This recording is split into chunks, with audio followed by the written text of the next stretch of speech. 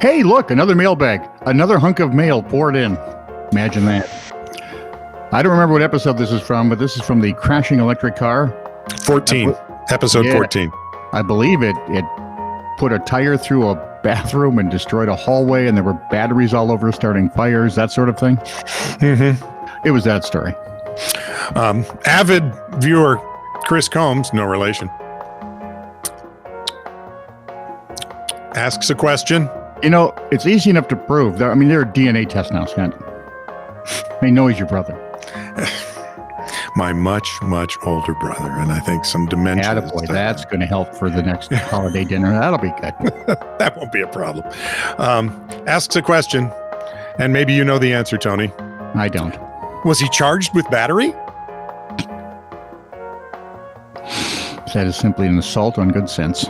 See, and this is a joke on two levels because charged batteries, charged with battery. This is sophisticated crap. See, that's how I know he's your brother. This is True, Really News with Scott Combs and Tony Verkinnes. All the news you're about to hear is true, as far as you know. A burglary was reported in California. Police were dispatched. They still have police in California? Yes, they do. They've got, there's three of them, and all of them are named Barney Fife. Anyway, they get to the location where this burglary is in progress and find out that the ruckus actually was caused by about a dozen brawling raccoons. I have never heard of a raccoon brawl. Please, God, tell me Raccoons is the name for like a biker gang. No, it's not. They were a dozen little rabies carrying vermin. Yeah, just wailing away on each other. Apparently, one guy had a chain, one guy had a broken bottle. You know how they can get ugly. I wish there was video. I would have loved tiny little leather jackets with the sleeves bitten off. It was Richmond Police Department. 2 officers responded to the city corporation garbage can on their patch. Sorry. According to UPI, an employee called authorities to report a banging on the administration office door that sounded like a burglar attempting to break in. A criminal.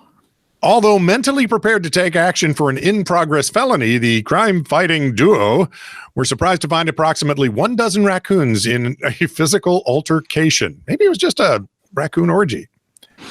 However, when challenged, ew, and I can just hear the cops saying, "All right, you fight me now. Let's go." Well, all but one fled westbound. They don't say what happened to the last one. I'm sure the last one's drunk enough to be going, "Hey, I'll take you both on." No, see, I'm guessing the last one was probably the guy they arrested, put in the back of the car because he's their informant. Pretty sure. Yeah, Tone. A female racing pigeon from Belgium called New Kim has been sold for a record 1.6 million euros. It's only 1.1 million pounds.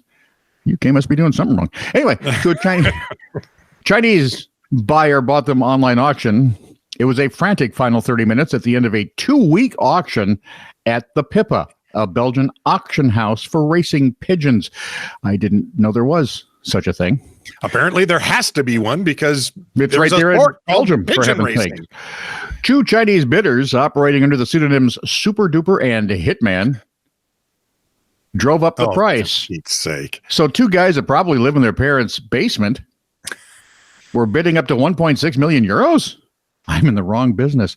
Super Duper got the bird because, he can fly and he's got the X-ray vision, and is said to be the same wealthy Chinese industrialist who already has the male pigeon Armando, who has been dubbed the Lewis Hamilton of the sport. Oh, he's a Grand Prix driver, very big time. I'm sure he's pretty happy to be compared with a pigeon. He sold for 1.25 million, the pigeon, not Lewis Hamilton, last year. And it's thought that both birds may be used by the unnamed buyer for breeding purposes. No word yet on who the very itty-bitty teeny jockey will be, but Papa Smurf is said to be in the running. Oh, for Pete's sake. Sorry. You're welcome. Oh, man. A passenger of a suspected stolen car has been arrested after he apparently bailed and ended up neck deep in a pit of slurry during a police chase. in Sussex. Police said officers were covered in cow poo as they dragged him out. Well, you went through a slurry, dude. Yeah, exactly. It's a poop. This pit. is what you get. And he was fairly chagrined. This is where a life of crime will lead you. Stop it. Even if you're only crime adjacent. But this leads, what? Fairly chagrined? Well, and maybe a little disgusted. I would be a little past fairly chagrined. Well, I told you that story to tell you this story. Oh, good. This is the famous Glenn Eckhart horse trailer incident. In my senior year of high school, at Washburn Rural High School, just outside of Topeka, Kansas, my choir partner was Glenn Eckhart. Mm-hmm. Glenn often drove his motorcycles to and from school. And he also would get with a motorcycle. Who wouldn't? Yeah, he raced them too. He did some dirt bike racing stuff like that. Did he ever sell for 1.6 million euros? You could have sold this story for 1.6 million euros. He walks into class, and it was first hour was choir, right? So he comes in, and he's my choir partner. And he comes in, he is laughing. He says, Scott, I got to tell you what happened last night. After school, I was leaving and I pulled up to 61st and Wanamaker, and, because he was heading back to a town he lived in called Auburn. Mm-hmm. That's even further away than Washburn Rural was. And they don't have the college you're thinking of. No. I think the town is 2 blocks long and 1 block wide, or it was at that time. It may have changed. Town. It's a bustling metropolis. In any case, Glenn says, I pull up to the stop sign and there's a truck dragging a horse trailer that stopped before me. So I let them take their turn and they're headed down the road the same direction I'm going. And I must have been following too close. Because? One of the horses. Oh, no. Lifted its tail. Oh, no. And apples away? Yeah, and it hit him right. And I said, where did it hit you? And he looked at me. I said, in the face. He said, it's worse. He said, it's worse than that. I guess my mouth was open a little bit. And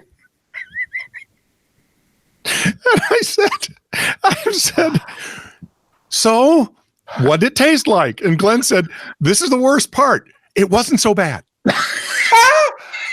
It tasted like old musty hay. I have to go. I think I'm having a stroke. Now, could be a heart attack.